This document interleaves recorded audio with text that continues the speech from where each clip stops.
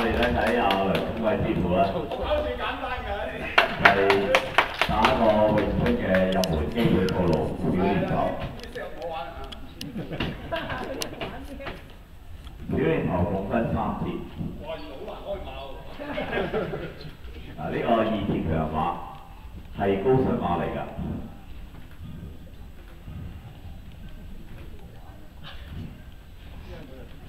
第一節咧係好緩慢嘅，係詠春嘅基本嘅攤手，經衝線推出，端手，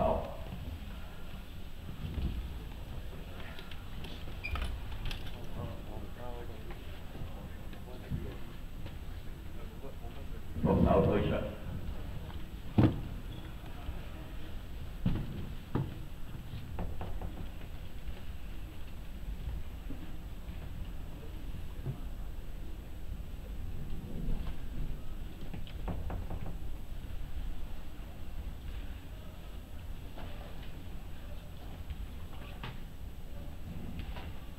拍手、正掌、跟掌、轉手收拳。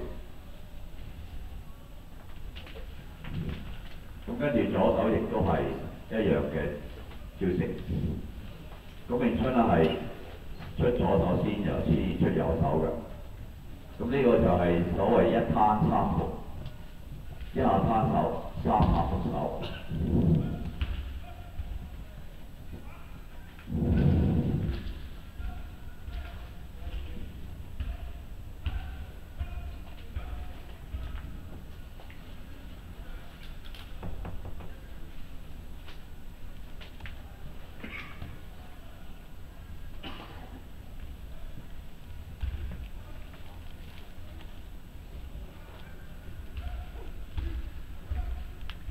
跟住第2節啦，就左撳手、右撳手、後撳手、前撳，跟住一個拍手、雙撳手、抹手、標手、撳手，跟住進入第3節。呢個拍手跟住一個上到環掌，攤手、間手、攤手、底掌。呢個有個掌法喺嗰度，